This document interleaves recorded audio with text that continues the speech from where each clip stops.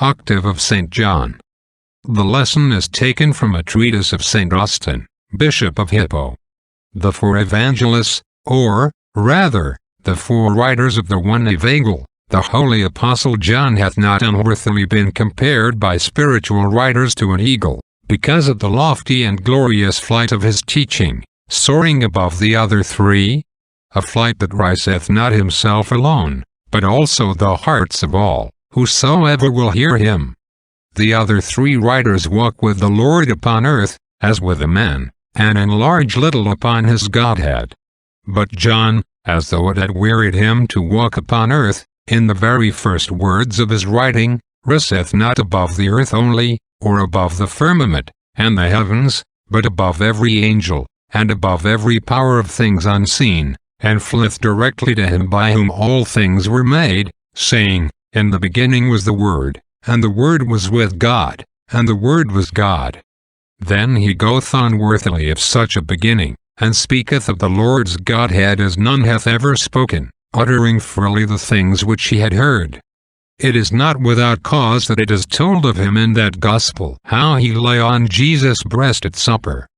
Truly he drank secretly from that breast, and what he drank secretly he hath uttered openly, that all men may know not only how the Son of God became man, suffered, and rose again for us, but likewise how he was with the Father before he took flesh, the only begotten Son, the Word of the Father, co-eternal with him that begat him, equal to him that sent him. John is an eagle that soareth up to the things that are not made, and fixeth his eye unquailing upon the secret and eternal light. It is said that the father eagle taketh his young in his talons and flieth with them, that they may look at the sun. Them that look at it boldly, he acknowledgeth for his own offspring, but them whose eyes shrink, he letteth fall from his claws as bastards. Let us consider, then, how mightily he must speak who is likened to an eagle.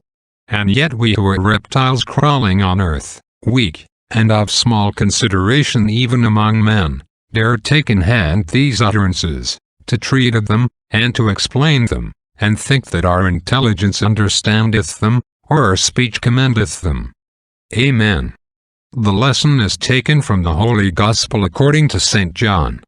In illo tempore. At the time, Jesus saith unto Peter, Follow me. Then Peter, turning about, seeth the disciple whom Jesus loved following. And so on. Homily by St. John Chrysostom, Patriarch of Constantinople.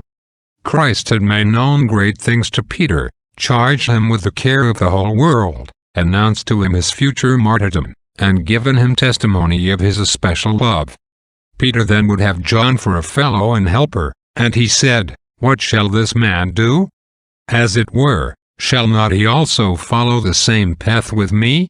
At the supper, when Peter would ask a question of the Lord, he dared not, but got John for his spokesman. And now Peter asketh that which he thought John fain would know, but dared not ask for himself. Christ saith unto him, If I will that he tarry till I come, what is that to thee? Peter asked because of his great love for John, hoping not to be parted from him, and Christ answered him, that with whatever affection he loved him, he could not love him as he loved him. If I will that he tarry till I come, what is that to thee?